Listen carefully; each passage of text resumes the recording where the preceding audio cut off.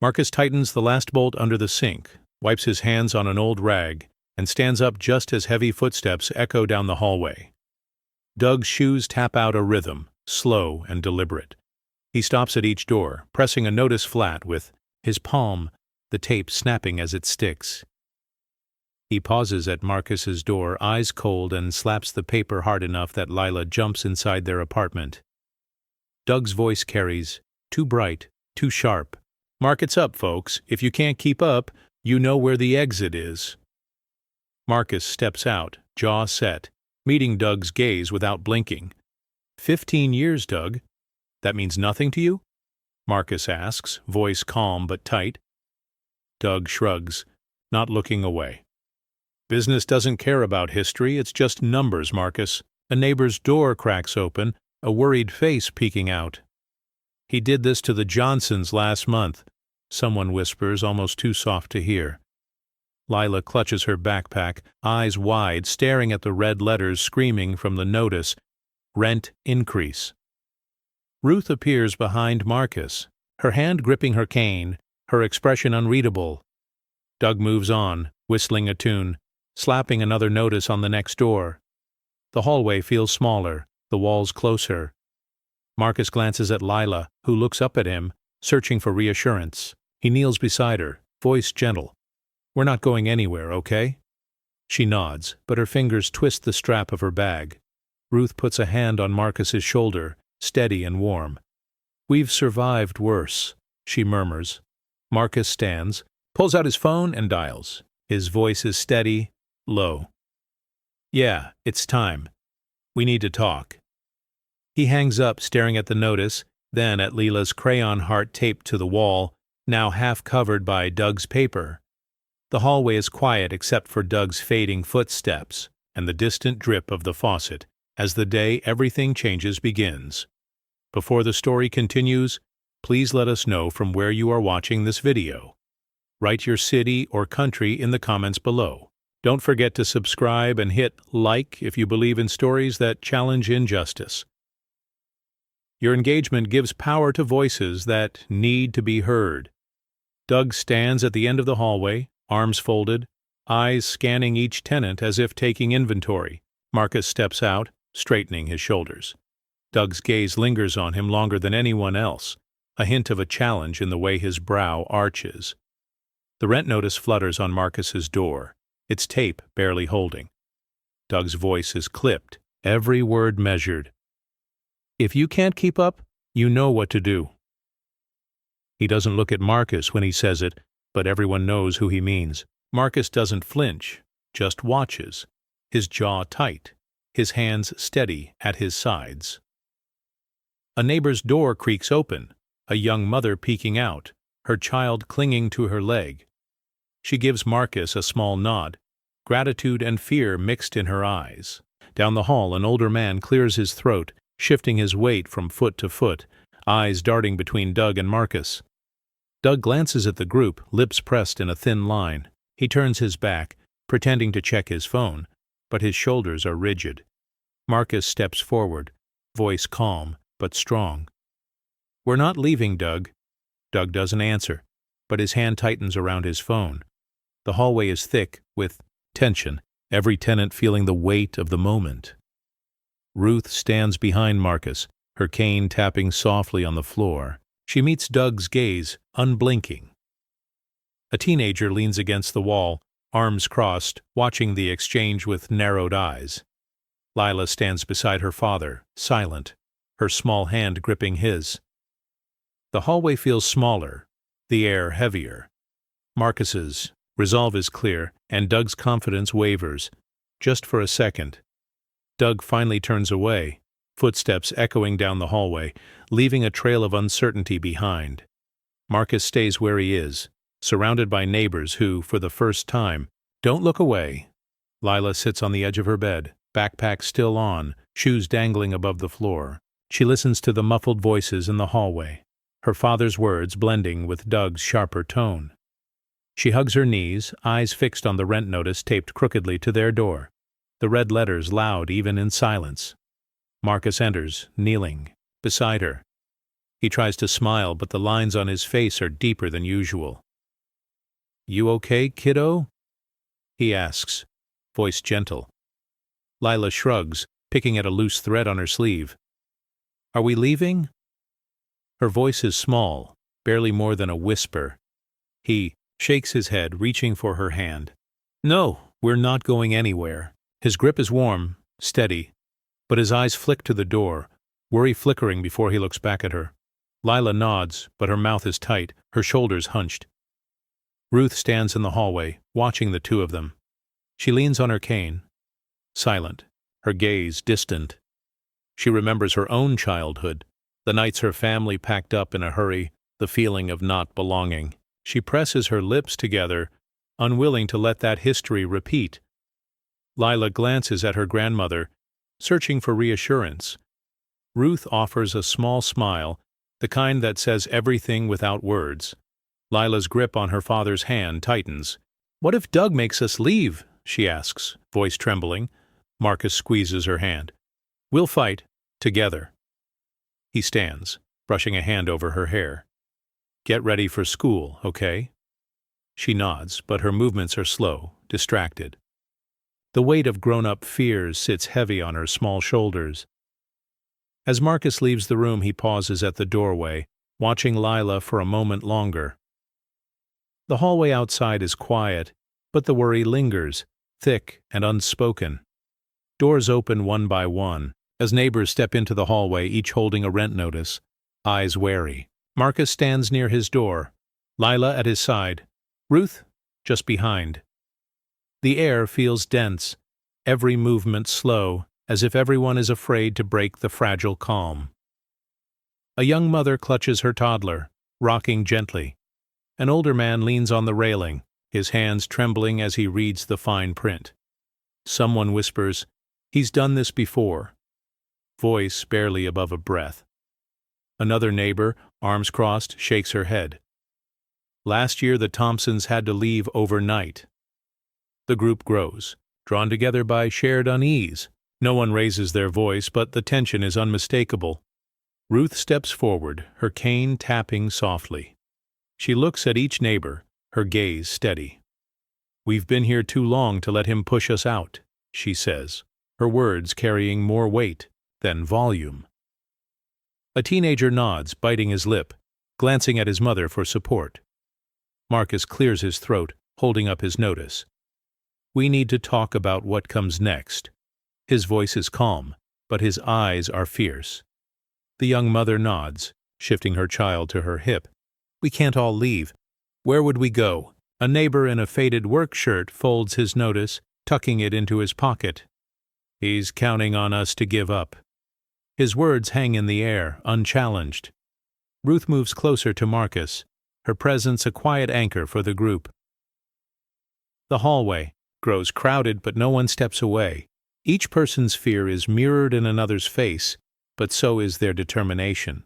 For the first time, the building feels united, not just by walls, but by a shared resolve to stand together.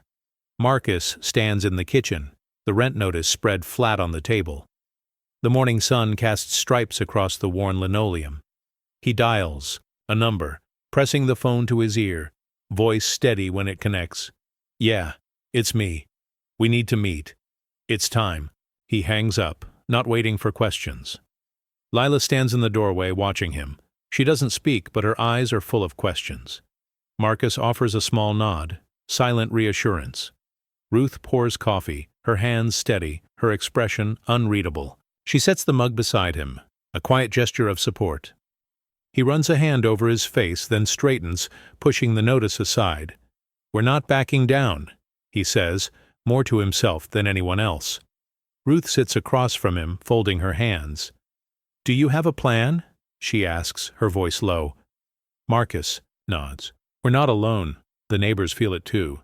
We can't just let him take everything." He glances at Lila, who edges closer, drawn by the certainty in his tone. Ruth leans forward, her gaze sharp. "You know he'll fight dirty." Marcus meets her eyes. "I know, but I'm done waiting for things to get better on their own." He stands, grabs his jacket, and heads for the door. Lila reaches for his hand, stopping him for just a moment. "Be careful, Dad." He squeezes her fingers. "Then let's go," determination clear in his posture. The hallway outside is quiet, but Marcus's steps are sure. He passes neighbors, each one giving him a nod or a look of hope. The building feels different now, less like a place to hide, more like a place to fight for. He disappears down the stairs, the rent notice left behind on the table, a silent promise that this time things will change. Dryers rumble in the basement, their steady hum masking the low voices gathered in the corner. Marcus leans against a chipped table, arms folded, eyes scanning the faces around him. An older woman, Mrs. Carter, holds a faded photograph, edges curled from years of handling. She passes it to Marcus, a black and white image of the building's first black family, standing proud on the front steps. "He's pushing us out, just like he did them," Mrs. Carter says, her voice rough with memory. A young man in a work shirt nods, jaw clenched. "My uncle got a notice last year. No warning. Gone in a week." A teenage girl loads wet clothes into a machine, glancing over her shoulder. "My mom says we should start looking, just in case." Her words hang in, the air heavy and unfinished. A neighbor with paint on his hands rubs his forehead, leaving a streak above his eyebrow. "He's counting on us to give up." Marcus studies the photograph, tracing the faces with his thumb. "We're not them," he says quietly. "We know more now. We can fight back." Mrs. Carter nods, her eyes shining with a mix of hope and regret. A man in a security uniform shifts his weight, keys jingling at his belt. He's got friends at City Hall. That's how he keeps getting away with it. The group falls silent. The only sound is the clatter of coins in the change machine. Marcus looks around, meeting each person's gaze. "He wants us scared. That's how he wins." Mrs. Carter squeezes his arm, a silent thank you. The teenager closes the washer door, the click echoing in the small room. As the group disperses, Marcus tucks the photograph into his pocket. The dryers keep spinning, but the mood has changed. Resolve simmering beneath the surface, ready to rise. A dryer rattles, the metallic thump echoing through the basement. Marcus stands near the door, arms crossed, watching tenants gather in tight circles. The air is thick with detergent and worry. Mrs. Carter, her hair pulled into a neat bun, clutches a worn photograph. She holds it up, her hand trembling just slightly. "This building's seen this before," she says, voice low, eyes darting toward the stairs. "Doug's pushing us out, same as always." She passes the photo to Marcus, a black family, decades ago, lined up on the stoop, pride in their posture. A man in a faded baseball cap shakes his head. "My brother got a letter last spring. No warning. Next week, gone." His words are clipped, anger barely contained. A young mother bounces her baby, eyes wide. "Where do we go if he wins?" The flickering bulb above them casts shifting shadows, faces appearing and vanishing in the half-light.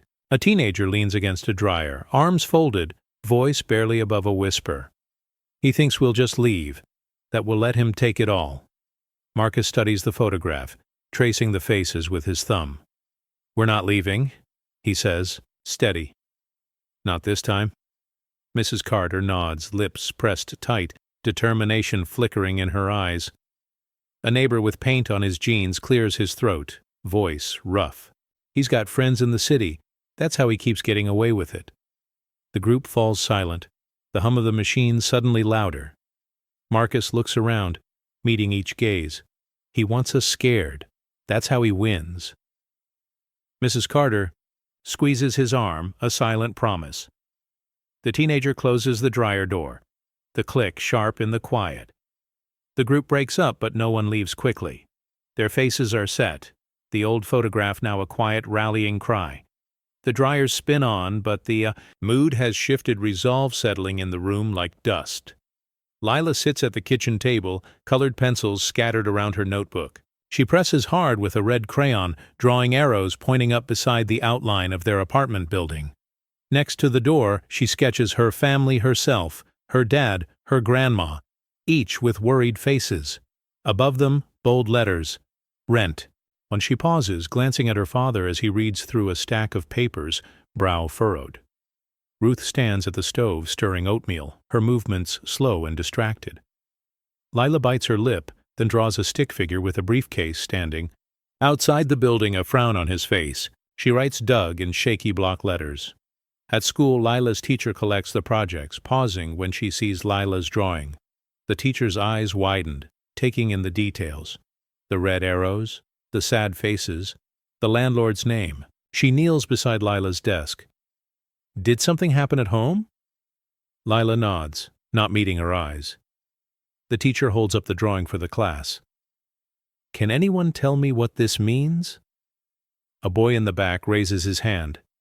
That's what happened to my cousin. They had to move. The room grows quiet, the weight of Lila's story settling over the students.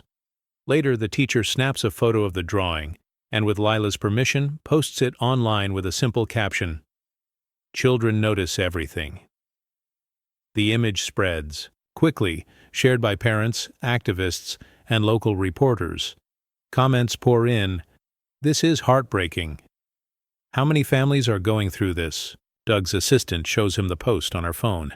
His face pales, jaw tightening. He mutters, It's just a drawing, but his hands shake as he scrolls through the comments. Lila's crayon lines have reached further than she ever expected, her truth now impossible to ignore. The kitchen clock blinks past midnight. Marcus sits hunched over the table, laptop open, papers spread everywhere. The glow from the screen highlights tired lines under his eyes. He scrolls through property records, city ordinances, anything that might help. Each click, each page, is a search for hope. He scribbles notes in the margin of a legal pad, frustration building as he reads the dense language. Ruth enters quietly, wrapped in her robe, a mug of coffee in her hand. She sets it beside him, her touch gentle. You need rest, she whispers. Marcus shakes his head, eyes never leaving the screen. I can't sleep, not until I find something. He taps a highlighted link, heart pounding as new information loads. Tenant collectives may purchase. He reads it again, slower this time, the words sinking in. Ruth pulls up a chair, watching him work. You think it's possible? She asks, voice soft but steady. Marcus nods, hope flickering in his tired eyes. If we organize, if everyone's in, maybe we have a chance. He bookmarks the page, prints the statute, and circles the key lines. Ruth squeezes his shoulder, pride and worry mingling in her expression. You always find a way, she says quietly. Marcus glances at the clock, then at the pile of documents. We'll need help, someone who knows the system. He makes a list: lawyers, activists, neighbors he can trust. Ruth stands, refilling his coffee without a word. The house is silent except for the soft whir of the printer. Marcus gathers the papers, stacking them neatly. He exhales, tension easing just a little. For the first time in days, he lets himself believe they might win.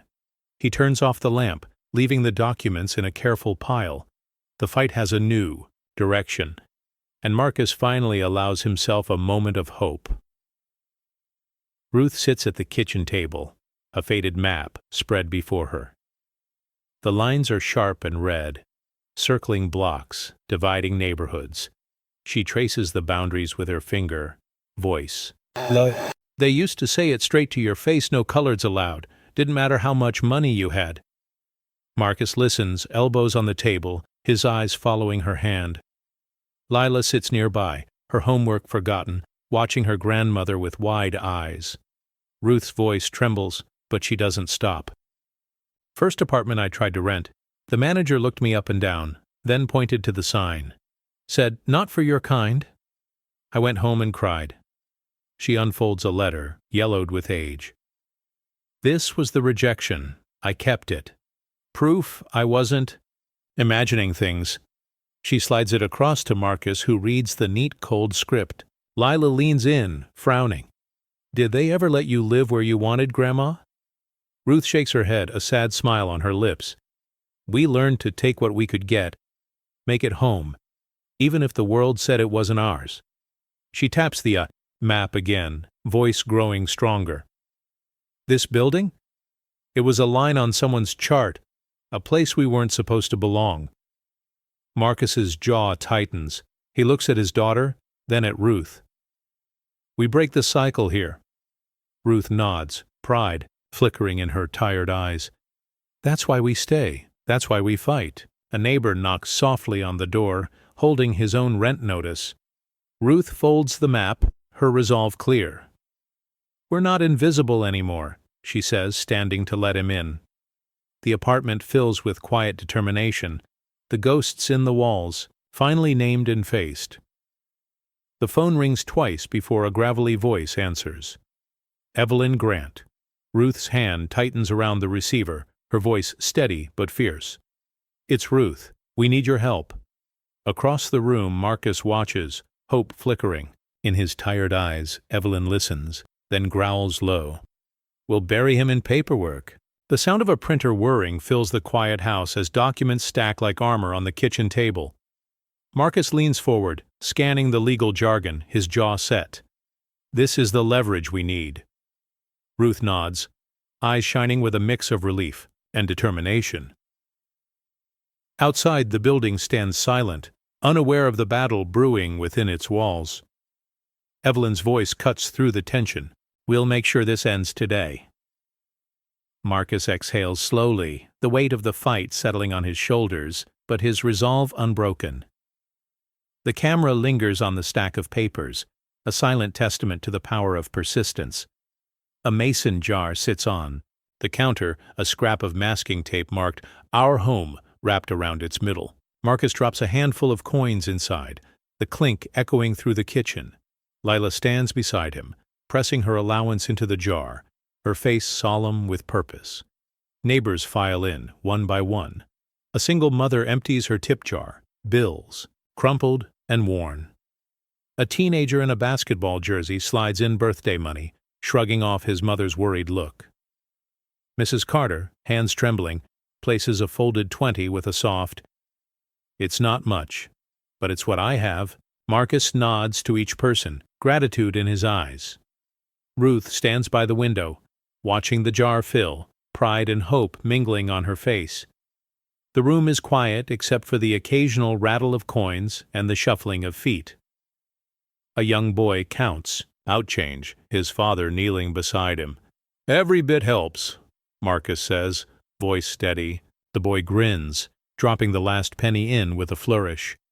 The jar grows heavier, the weight of sacrifice and determination visible in every contribution. Marcus writes down each name, each amount, careful to remember every act of trust. Lila hugs the jar, her small arms barely fitting around it. A neighbor in work boots claps Marcus on the back. "We're in this together." Marcus smiles, the tension in his shoulders easing for the first time in days. As the last neighbor leaves, Marcus holds the jar up to the light. The coins and bills shimmer, a patchwork of hope and unity. Ruth wipes away a tear, her voice thick. We're building something no one can take from us. The jar stays on the counter, a silent promise that this fight belongs to everyone. News vans line the curb, satellite dishes spinning as reporters crowd the sidewalk. Marcus stands on the stoop, blinking in the camera flashes. A microphone is thrust toward him. "Why are you fighting this?" a reporter asks, her tone urgent. He glances at Lila, then back at the crowd. "This is our home. We're not just numbers on a ledger." His words are clipped, his jaw set. Ruth stands behind him, arms folded, face unreadable. Across the street, Doug watches from his car, knuckles white on the steering wheel. His phone buzzes with notifications, rent justice, stand with tenants, headlines multiplying by the minute. His assistant leans in, voice tense. "It's everywhere. People are angry." A neighbor holds up a sign, "We belong here." The crowd grows, voices rising in support. A reporter turns to Doug as he steps from his car. "Why target these families?" Doug's face flushes. "It's just business," he mutters, avoiding eye contact. The news segment aired that night. Lila's crayon drawing flashes on the screen, her story echoing in living rooms across the city. Comments flood in. This is heartbreaking. How can this still happen? The building's struggle becomes a rallying cry, strangers offering donations and legal advice online. Doug's lawyer calls, voice tight. We need to talk, this is out of control. Doug slams his phone down, frustration etched across his face. Inside, Marcus reads the messages of support, a smile breaking. Through his exhaustion, Ruth hugs Lila, whispering, "People see us now." The jar on the counter overflows with new bills, neighbors adding what they can. As night falls, the building glows with porch lights and hope. The fight is no longer theirs alone. The city is watching, and the story refuses to fade. Envelopes pile up on Doug's desk, each one marked with a shaky hand or careful script. He rips one open, eyes narrowing as he reads, "You forced us out in '09. My son still wakes up crying." His hand trembles, the letter slipping from his grip. Another envelope, thicker, spills out faded photos of a family on the building's stoop. Smiles forced, eyes tired. He scans the return address. No names. Just city blocks he recognizes. "We're watching." One note ends, the words underlined. Twice. Doug's jaw tightens. He shoves the letters aside, but they keep coming. Each story is different, but the pain is the same. "We lost our home. You never looked us in the eye." "We remember." A neighbor passing Doug's office glances in and sees the mess of papers. She hesitates, then knocks. "Everything all right?" Doug forces a smile, waving her off. "Just old business." She nods, but her eyes linger on the desk, the stack of envelopes impossible to ignore. He pours himself a drink, hand unsteady. The glass clinks against the desk, amber liquid sloshing. He tries to focus on the computer screen, but the words blur. The letters are everywhere, in his briefcase, slipped under his door, even taped to his car window. Doug's assistant enters, arms full of unopened mail. "More came in," she says, voice flat. He doesn't answer, just turns away, shoulders hunched. The room feels smaller, the walls closer than before. As dusk settles, Doug sits alone, surrounded by voices from the past. The letters remain, a growing testament to every family pushed aside, every story he tried to forget. Their words fill the space, heavy and unrelenting, refusing to be ignored. Folding. Chairs scrape against the church basement floor as neighbors file in, clutching notices and worn folders. Marcus stands at the front, hands clasped, eyes sweeping the crowd. Ruth sits in the first row, cane resting across her knees, Lila beside her, feet barely touching the ground. A low murmur fills the room. An older man clears his throat, voice gravelly. He thinks we'll scatter, that we'll just give up. A young mother, baby on her hip, shakes her head. "We've got nowhere else to go. This is home." The words hang in the air, heavy and true. Marcus raises his hand, the room quieting. "We can't let him win. If we stand together, we have a chance. But we have to decide now." He meets each person's gaze, searching for doubt, finding only resolve. A teenager in the back speaks up, arms crossed. "What if he tries to scare us?" Ruth leans forward, her voice unwavering. "He's counting on fear. Don't give it to him." Her words ripple through the crowd, heads nodding in agreement. Marcus opens a folder, revealing a plan. "We pool what we have. We get legal help. We make an offer he can't ignore." The young mother shifts her baby, eyes shining with hope. "We're in," she says quietly. Hands go up, one by one. The vote is unanimous. The room breathes out, relief and determination mingling. An elderly neighbor wipes away a tear. "Your daddy would have cried to see this, Marcus," she whispers. He smiles, voice thick. "Let's make him proud." As the meeting ends, neighbors gather in small groups, sharing ideas and quiet encouragement. The basement feels warmer, the fear replaced by something stronger. Tonight, they are not just tenants.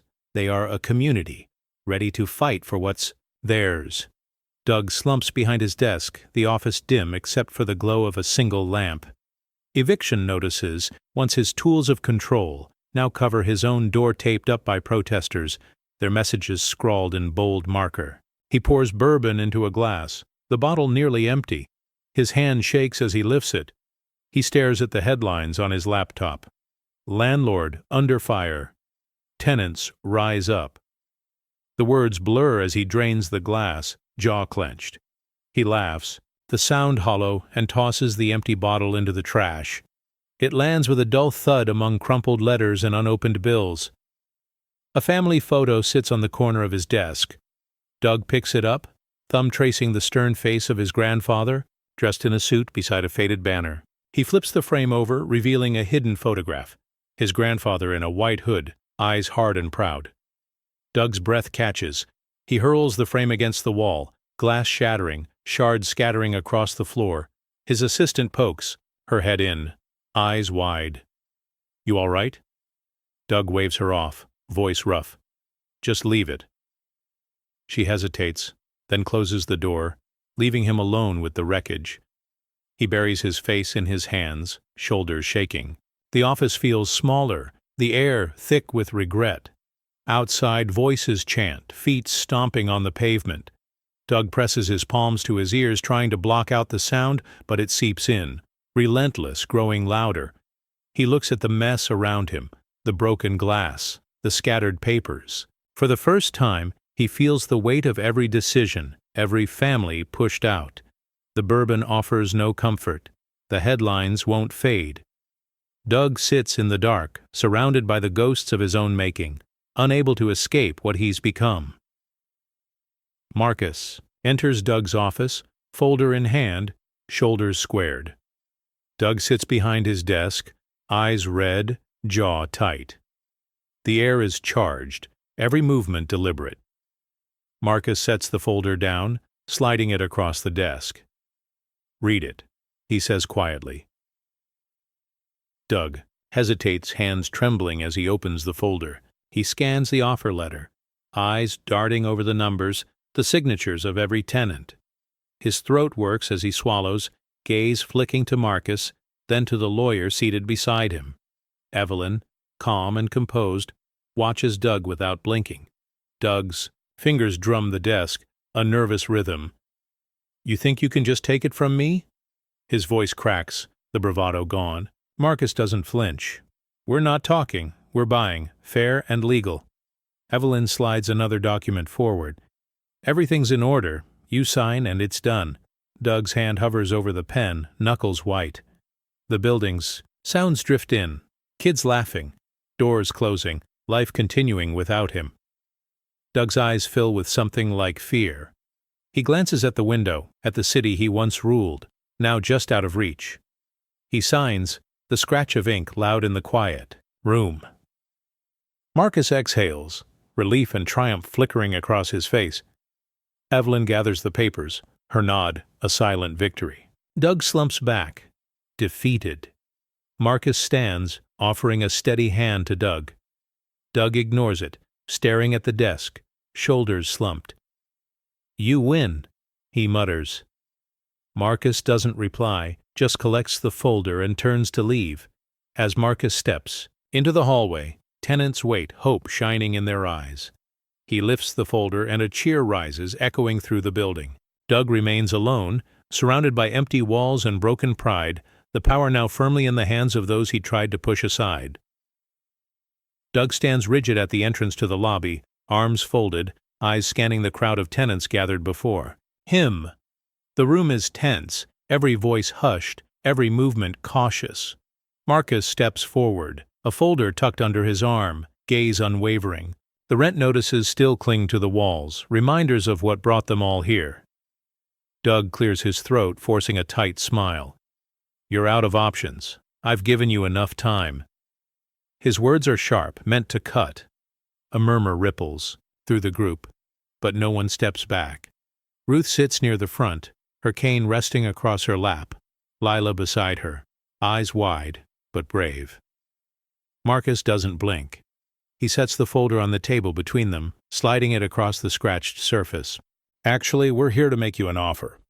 His voice is calm, steady, the power in the room shifting with each word.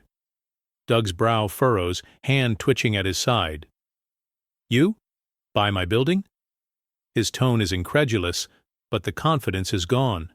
A teenager in the back leans forward, arms crossed, watching every move. Evelyn the lawyer stands to Marcus's left, her presence quiet but commanding. Marcus nods, never breaking eye contact. Not just me, all of us. The tenants behind him straighten, their unity clear. Doug glances around, realizing the numbers are not in his favor. He tries to laugh, but it catches in his throat. You're bluffing. Marcus shakes his head. We're done bluffing, Doug. The room is silent except for the hum of the old lobby lights. Doug's hand hovers over the folder, uncertainty flickering across his face. The balance of power has shifted, and everyone feels it. Marcus waits, patient, as Doug's resolve begins to crumble, the outcome now inevitable. Marcus slides the folder across the battered table, the sound sharp in the quiet lobby. Doug's fingers hesitate before picking it up. He flips through. The pages, eyes darting from the signatures to the numbers, jaw tightening. The tenants stand behind Marcus, a silent wall of support, their faces set with determination. Doug looks up, searching for weakness. You really think you can pull this off? His voice is brittle, the old certainty gone. Marcus meets his gaze, unflinching. We already have. Every tenant's in. We're not asking for permission. A child's drawing slips from the folder, a crayon sketch of the building, windows filled with smiling faces. Lila steps forward, retrieving it, her eyes never leaving Doug's. She hands it to Marcus, who smooths the paper and places it on the table. The gesture is quiet, but the message is clear. This place is more than bricks and rent. Evelyn, the lawyer, clears her throat. The offer is fair. The paperwork is complete. All that's left is your signature. Her tone is measured, leaving no room for argument. Doug's hand shakes as he sets the folder down. He looks around the lobby, at the people he once dismissed. The teenager in the back nods at Marcus, a small smile breaking through. Ruth leans forward, her cane tapping the floor in a steady rhythm. Doug exhales, shoulders sagging. You're all really doing this? Marcus nods. We are. Together. The tenants exchange glances, relief and hope flickering in their eyes. Doug's fingers hover over the pen, the weight of the moment pressing down. The building is silent, every tenant, waiting for the final shift. Marcus stands tall, the strength of the community behind him, ready for what comes next. Doug grips the pen, knuckles white, a bead of sweat sliding down his temple. The lobby feels tighter, air thick with anticipation.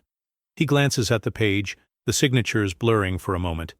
His hand trembles as he brings the pen closer, the sound of his own breathing loud in his ears. Evelyn watches him, her gaze steady, arms folded. Marcus stands motionless, eyes fixed on Doug, refusing to look away. The tenants behind Marcus shift, some clasping hands, others holding their breath. Lila leans into Ruth, her small fingers twisting the hem of her shirt. Doug's wedding ring glints under the fluorescent lights, a reminder of everything he thought he'd built. He hesitates, the pen hovering just above the paper. Do you think this changes anything? His voice is low, almost pleading. Marcus's reply is quiet but firm. It changes everything.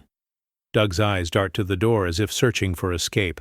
The teenager in the back lets out a shaky breath, breaking the stillness.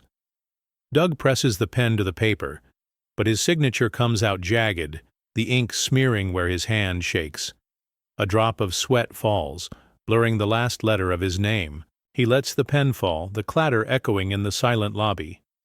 Evelyn reaches for the document, sliding it into her folder with practiced ease. Marcus nods to the tenants, a silent acknowledgement of their victory. Doug slumps in his chair, shoulders hunched, staring at the table. The tension breaks, replaced by a quiet sense of relief. The tenants begin to smile, some wiping tears from their eyes.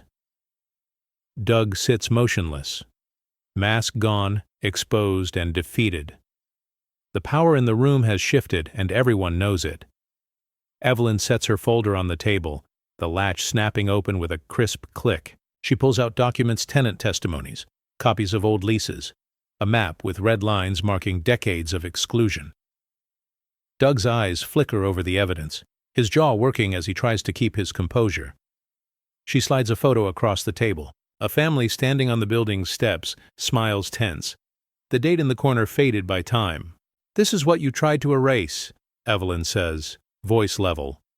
Doug's hand hovers over the picture, but he doesn't touch it. Marcus stands beside Evelyn, arms crossed, gaze unwavering. The tenants gather closer, drawn by the quiet strength. In her words, Ruth nods, her approval silent but unmistakable. Lila peeks around her grandmother, wide-eyed, absorbing every detail.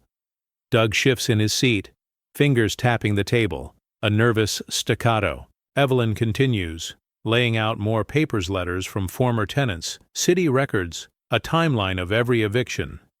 "It's all here," she says. "Every story, every name. You can't hide from it." Doug swallows, throat tight. "You think this means you win?" His voice is thin, brittle. Evelyn meets his gaze unblinking. "It means the truth is out. That's enough." The tenants watch, some nodding, others wiping their eyes. The weight of history fills the room, pressing down on Doug's shoulders. He glances at Marcus but finds no sympathy there. Evelyn closes the folder, snapping the latch shut. "Sign the papers," she says quietly. Doug hesitates, then reaches for the pen, his hand unsteady. The evidence remains on the table, undeniable, a record of everything he tried to bury. As Doug signs, the tenants stand taller, their dignity restored. The past is no longer hidden, it's written in black and white. Marcus steps forward, the hush in the lobby deepening as all eyes turn to him. He holds the signed papers in one hand, the weight of the moment settling on his shoulders. He looks at the tenants' gathered faces marked by exhaustion, hope, and quiet pride. Ruth sits in the front row, her chin lifted, Lila's hand in hers. Marcus's voice is steady, but emotion trembles beneath the surface. "This building is our history. It's where our families grew, where we built lives, where we survived. Every time someone tried to tell us we didn't belong..." He glances at Doug, who stares at the floor, jaw clenched, unable to meet anyone's gaze. A neighbor wipes his eyes, another squeezes a friend's shoulder. Marcus continues, "We're not leaving. We're not running. We're taking root. Deeper than before." His words hang in the air, heavy with meaning. Lila stands, her small voice carrying, "We live here. This is our home." The tenants murmur agreement, their unity clear. Ruth nods, pride shining in her eyes. Doug shifts in his seat, shoulders hunched, shrinking under the collective strength in the room. Evelyn, the lawyer, closes her folder, satisfaction flickering across her face. Marcus lifts the papers, voice strong. "No one can take this from us now. We did this together." He looks at each person, letting the truth settle.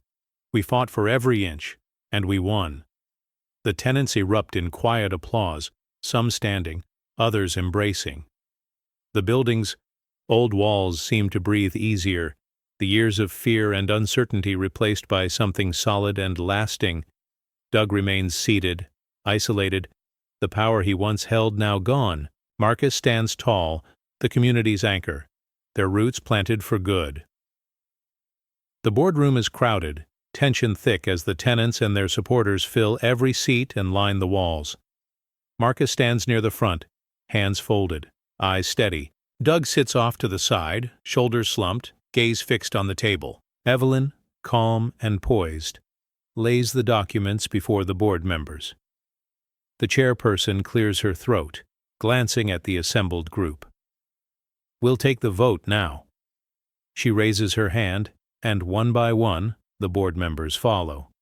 Each hand, lifted, is a small act of courage, a signal that the balance is shifting.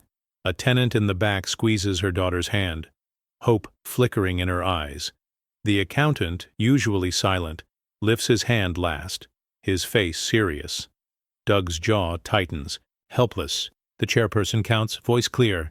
The ayes have it. The words ripple through the room, relief and disbelief mingling. Marcus exhales, his shoulders relaxing for the first time in weeks. Ruth wipes away a tear, her pride unmistakable. Evelyn gathers the signed documents, sliding them into her briefcase. She nods to Marcus, her approval quiet but certain. The tenants begin to smile, some embracing, others simply standing taller. Doug sits motionless, hands clenched in his lap. The teenager who once watched from the lobby now grins, turning to his mother with a look of triumph. Lila hugs Marcus's waist, her laughter bubbling up, infectious and bright. The chairperson stands, addressing the room. This building belongs to its people now. The applause is soft at first, then grows, echoing off the high ceilings.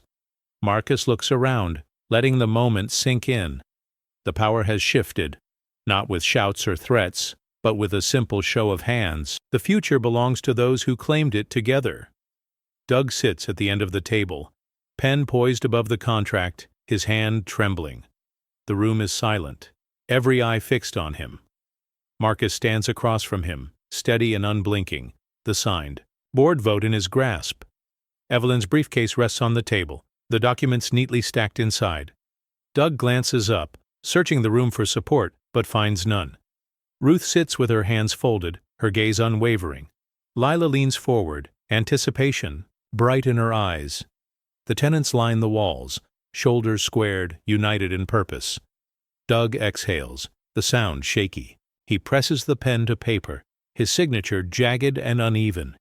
The ink smears where his palm drags across the page, a dark stain spreading through the letters. He lets the pen fall, the clatter echoing in the quiet. Evelyn reaches for the contract, sliding it into her briefcase with practiced precision. Marcus nods, his relief visible in the set of his jaw, the way his shoulders finally drop. Ruth allows herself a small smile, pride flickering across her face. Doug slumps back in his chair, defeated. The power he once wielded has vanished, replaced by the quiet certainty of the community standing before him. The teenager who once watched from the shadows now grins openly, nudging his mother. Marcus turns to the tenants, lifting the keys high. "It's ours," he says simply. The words settled over the room, met with soft applause and a few tears. Lila hugs Marcus, her laughter ringing out. Doug remains seated, staring at the ink-stained contract, a symbol of everything lost. The tenants gather around Marcus, their unity unbreakable. The building feels different, lighter, as if it too has been freed. Outside, the sun breaks through the clouds, illuminating the new beginning forged in that moment. Reporters crowd the building's entrance, camera shutters snapping in rapid bursts. Doug steps into the daylight, blinking against the glare, tie askew and hair unkempt. Microphones thrust toward his face, questions flying. "Why did you lose? Do you regret your actions?" He shields his eyes, lips pressed into a thin line, saying nothing.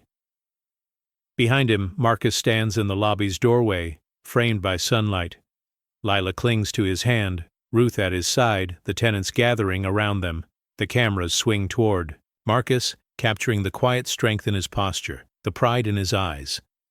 A reporter calls out, "How does it feel to win?" Marcus glances at his daughter, then back at the crowd. "It feels right. We belong here." Doug stumbles on the curb, nearly dropping his briefcase. His assistant hurries after him, face flushed, avoiding the press. A neighbor snaps a photo with her phone, shaking her head. "About time," she mutters to a friend. The news vans broadcast. Live, the headline scrolling across the screen. "Tenants triumph, landlord ousted." The city watches as Doug, once untouchable, is reduced to a solitary figure, swallowed by the crowd. He disappears down the sidewalk, shoulders hunched, the weight of his choices finally visible. Inside, the lobby fills with laughter and hugs. Marcus lifts Lila into his arms, spinning her around. Ruth wipes away a tear, her smile radiant. Evelyn, the lawyer, stands at the edge, her satisfaction quiet but unmistakable. The cameras linger on the building, its windows glowing with life. Doug's shadow fades from the frame, replaced by the faces of those who refuse to be pushed aside. The story is no longer his to tell. The portrait of a fall is complete, captured in a single, blinding flash. Doug's office is stripped bare, sunlight exposing dust on the empty shelves. The desk, once stacked with eviction papers and contracts, now holds only a shattered picture frame. Glass glitters on the floor, fragments of a family photo scattered among old keys and a tarnished nameplate. Doug stands in the doorway, shoulders sagging, staring at the mess. He steps inside, the floor creaking under his weight. He kneels, gathering the broken pieces, fingertips trembling. The photo beneath the glass shows his grandfather, stern and unsmiling, arm draped over Doug's young shoulders. Doug traces the image, remembering lessons about power and ownership, about who deserved to stay and who did not. A gust from the open window scatters the remaining papers. Doug tries to catch them, but they slip through his fingers, landing beneath the radiator. He sits back, defeated, watching dust motes dance in the sunlight. The office feels colder, emptier, haunted by decisions he can't take back. Outside, the sound of laughter and celebration drifts up from the courtyard. Doug closes, his eyes shutting out the noise, but it seeps through the walls, persistent and bright. He glances at the door, half expecting someone to walk in and offer forgiveness, but the hallway remains empty. He stands, brushing glass from his hands, and looks around one last time. The power he clung to is gone, replaced by regret and the echo of voices he never listened to. Doug leaves the office, the door swinging shut behind him, the final sound a quiet thud. The room is still, filled only with ghosts of greed and missed chances. The building outside moves on, alive with new beginnings, while Doug's legacy lingers in the dust and broken glass he leaves behind. Marcus stands at the front entrance, keys heavy in his palm, the morning sun glinting off the new community-owned plaque beside the door. Tenants gather behind him, faces alight with anticipation and relief. Lila bounces on her toes, her hand in Ruth's, both watching Marcus with pride. He fits the largest key into the lock, turning it with a slow, deliberate motion. The door swings open, and cheers erupt. Neighbors flood inside, laughter echoing in the halls that once felt oppressive. Children race down the corridor, their joy uncontained. Marcus steps aside, letting each family cross the threshold, his smile growing with every passing face. Ruth pauses at the doorway, running her fingers over the plaque. "We did it," she whispers, emotion thick in her voice. Marcus nods, voice steady. "We're home for good this time." Lila tugs him forward, eager to show him her drawing now hanging proudly in the lobby. Inside, the walls are brighter, the air lighter. Evelyn stands near the staircase, clipboard tucked away, watching the celebration with quiet satisfaction. A teenager who once watched from the shadows now helps an elderly neighbor carry groceries. The sense of community palpable. Marcus walks the length of the hallway, keys jangling at his side. He stops at a carved spot in the woodwork, his father's, initials etched years ago. He places his hand over them, closing his eyes for a moment, letting the weight of history and victory settle in. Lila joins him, slipping her small hand over his. "This is ours now, right?" she asks. Marcus smiles, tears in his eyes. "Yes, ours." The building hums with new life, the future wide open. Outside, sunlight pours through the open door, welcoming everyone home. Doug sits hunched in a corner booth, untouched coffee cooling by his elbow. The diner is busy, but the noise barely reaches him.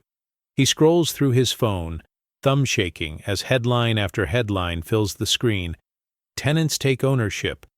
Landlord ousted. Community triumphs. Each story lands like a blow, draining the color from his face. He glances at his reflection in the window, eyes hollow, tie loosened, hair uncombed. A waitress stops by, offering a polite smile. "Need a refill?" Doug shakes his head, voice barely audible. "No, thank you," She moves on, leaving him in the swirl of voices and clinking dishes. He tries to focus on the crossword in front of him, but the words blur. His phone vibrates again. A new email from his lawyer. Sale finalized. No further action required. Doug exhales, shoulders slumping. The fight gone out of him. At the next table, two men discuss the news, one gesturing toward the window. That's the building. They finally did it. Doug lowers his head, wishing he could disappear. He remembers the office, the power, the certainty. Now all he has is the bitter taste of loss. He scrolls through old photos, a ribbon cutting, a holiday party, his grandfather's stern face. None of it feels real anymore. The world outside the diner moves on, but Doug sits frozen, trapped by headlines and regret. The waitress returns, sets the check on the table. "Take your time," she says gently. Doug nods, but he knows he has nowhere to go. He stares at his reflection once more, the man he was slipping further away with each passing minute. The coffee grows cold, the headlines keep coming, and Doug remains alone, a relic of a world that no longer belongs to him. Marcus kneels in the courtyard, hands deep in the soil, the earth cool and rich between his fingers. Lila stands beside him, holding a young tree, its roots wrapped in burlap. Neighbors gather in a loose circle, some clapping, others wiping away tears. The building rises behind them, windows open, laughter drifting down. Lila lowers the sapling into the hole Marcus has dug. He steadies it, looking up at her. "Ready?" She nods, determination shining in her eyes. Together, they fill the space, with dirt, patting it down, making sure the tree stands straight. Ruth steps forward, her cane tapping softly on the walkway. She presses a small ribbon into Lila's hand. "Tie it tight, so it remembers where it belongs." Lila loops the ribbon around the trunk, fingers careful and proud. A neighbor snaps a photo, capturing the moment. "This is the start of something new," she says quietly. Marcus stands, brushing soil from his jeans, his face open and unguarded for the first time in months. He looks around at the people gathered, their relief and hope plain. Children run past, chasing each other, their laughter ringing through the courtyard. An older man wipes his eyes, voice thick. "Never thought I'd see the day." Marcus smiles, placing a reassuring hand on his shoulder. "We're not going anywhere." Lila hugs the tree, her cheek pressed to the bark. "It's ours now," she whispers. Ruth nods, her pride unmistakable. Marcus wraps an arm around both of them, the three generations standing together as the sun breaks through the clouds. The tree's roots settle into the ground, a promise of permanence.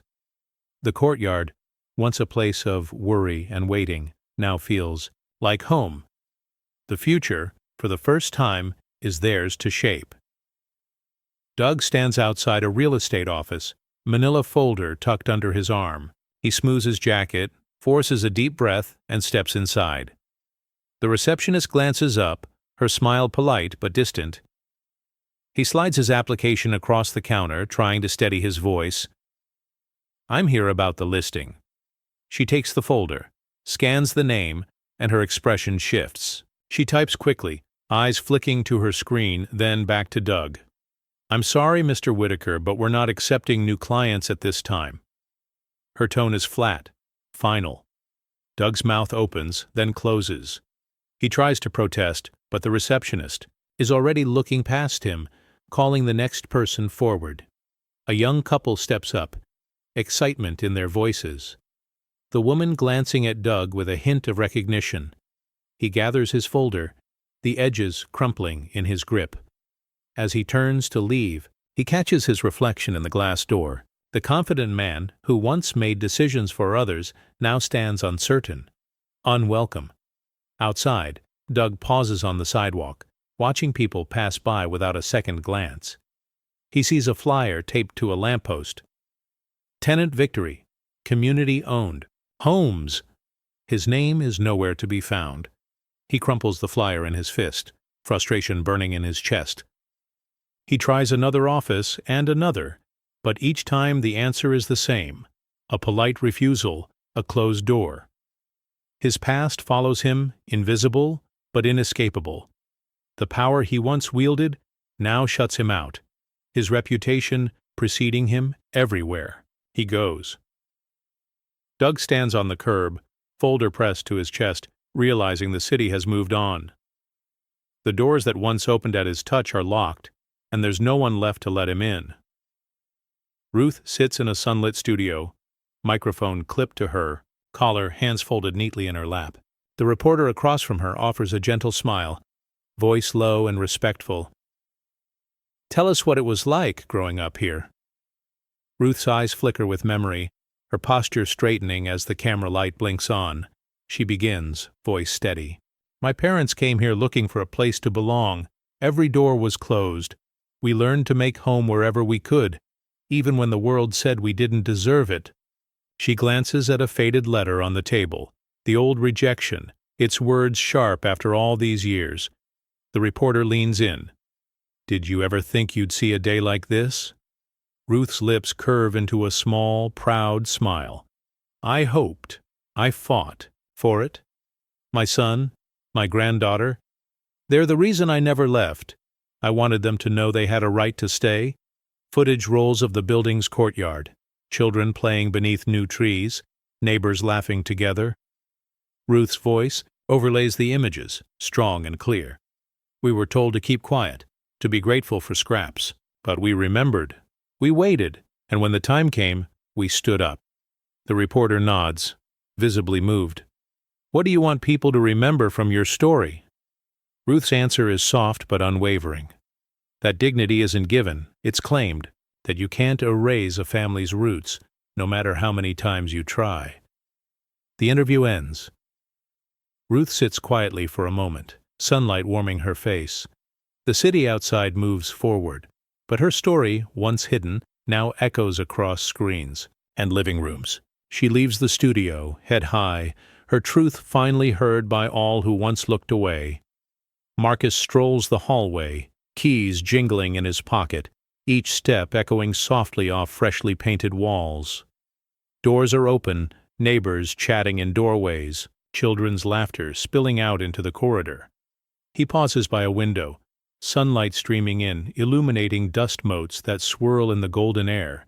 He passes Mrs. Carter, who waves him over with a plate of cookies. "You did good, Marcus," she says, her smile wide and genuine. He accepts a cookie, nodding his thanks, the warmth of community settling in his chest. Down the hall, a teenager helps an elderly neighbor hang a family photo, their laughter easy and bright. Lila darts past, her backpack bouncing, calling out, "Dad, come see my drawing!" Marcus follows her to the lobby where her crayon picture now hangs on the wall, framed and proud. "You made this happen," she says, eyes shining. He crouches beside her, voice thick with emotion. "We all did, kiddo." Ruth stands by the staircase, watching the scene unfold. She catches Marcus's eye, her pride unmistakable. He walks over, slipping an arm around her shoulders. "Feels different, doesn't it?" he murmurs. Ruth nods, her eyes misty. It feels like home. Neighbors gather in the common room, sharing stories, plans, and laughter. The building, once filled with tension and fear, now hums with possibility. Marcus looks around, seeing not just walls and doors, but a living, breathing community. He moves through the halls, greeting each tenant, remembering the struggle it took to reach this day. The sound of children playing, the scent of fresh paint, the sight of families together. It all feels hard-won and precious. Marcus pauses at his father's initials carved in the woodwork, resting his hand there, a silent promise to honor what was built. The building is alive, and so is he. A glass jar sits on the lobby table, a handwritten label reading, "First-time homeowner fund, by us, for us." Marcus drops a bill inside, the soft thud drawing the attention of neighbors passing through. Lila follows, pressing coins into the jar, her face bright with pride. Ruth stands nearby, watching the fund grow, her arms folded and a gentle smile on her lips. A single mother adds her tip money, whispering, "For the next family." A teenager empties his pockets, dropping change with a grin. An older man, hands shaking, slides in a crisp note, nodding at Marcus. "This is how we make sure no one's left behind," he says, voice rough but hopeful. The jar fills slowly, a patchwork of sacrifice and solidarity. Marcus records each contribution in a notebook, careful to honor every gift, no matter how small. Evelyn, the lawyer, stops by with a check, her approval quiet but unmistakable. "You're building more than walls," she says, her tone warm. Neighbors gather around the table, sharing ideas for the fund's future. "We could help with down payments," someone suggests. "Or cover moving costs if someone needs a fresh start," another adds. The conversation buzzes with possibility. The fund a living promise that the struggle was not just for themselves. Children take turns shaking the jar, giggling at the sound. Lila hugs it close, declaring, "This is for everyone." Marcus ruffles, her hair, pride swelling in his chest. The jar remains in the lobby, visible to all, a symbol of what's possible when a community stands together. Each contribution is a seed, each act of generosity a root, ensuring that the building's future will be shaped by those who call it home. City council chambers buzz with anticipation, every seat filled, cameras flashing as the meeting begins. Marcus sits near the front, Ruth beside him, her hands folded in her lap. The mayor glances at a stack of petitions, the words, "Tenant rights," bold at the top. Evelyn stands at the podium, her voice clear and steady as she recounts the building's journey from fear to ownership. Council members exchange glances, some skeptical, others moved. Ruth is called to speak. She rises slowly, cane tapping on the polished floor, her story carrying through the chamber. "We were told to be grateful for what little we had, but we knew we deserved more. We stood together, and we changed our home. Now, we want to help others do the same." A councilman leans forward, nodding thoughtfully. "What happened in your building shouldn't be the exception." Murmurs of agreement ripple through the crowd. Marcus squeezes Ruth's hand, pride and hope mingling in his expression. The mayor signs a new ordinance, cameras capturing the moment. "Let this be the start of something bigger," she announces. Reporters jot down notes, the story spreading beyond the chamber walls. Outside, neighbors gather around Marcus and Ruth, congratulating them. Evelyn smiles, her satisfaction quiet but unmistakable. "You've started something that can't be stopped," she says. The city's balance shifts, one policy at a time. Other tenants watch the news, inspired to organize, to demand better. The victory in one building becomes a spark, lighting the way for others. As the crowd disperses, Marcus looks back at the council chamber, knowing the fight isn't over. But now, the city is listening, and change is finally within reach. Marcus stands on the rooftop as the sun dips behind the city skyline, painting the sky in gold and deep violet. He leans against the railing, keys jingling softly in his hand. Below, the building glows with warm light, windows open, laughter drifting. Up, the sounds of dinner and music blending into a gentle chorus.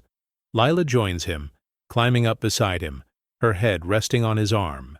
"It's pretty up here," she whispers. Marcus nods, eyes never leaving the horizon. "It is. You know, my father used to say, 'Home is what you build, not what you're given.'" Lila smiles, repeating the words softly, as if testing their weight. He watches the block below, neighbors gathered on stoops, children playing tag in the courtyard, Ruth sitting with friends on a bench, her laughter carrying on the breeze. The building feels alive, every story and scar now part of something bigger. Lila turns to him, curiosity in her eyes. "Are we really safe now?" Marcus wraps an arm around her, voice steady. "We're safer than we've ever been, and if anyone tries to take that away, we'll stand together." She nods, comforted by his certainty. He glances down at the keys, the metal cool in his palm, a symbol of everything they've fought for. He thinks of the nights spent worrying, the meetings, the moments of doubt. Now, the struggle feels distant, replaced by hope and belonging. The city stretches before them, changed in small but real ways.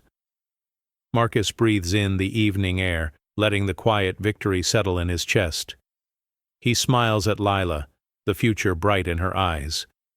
As darkness falls, the lights in their building shine brighter than ever. Home isn't just a place, it's the people who refuse to let it be taken.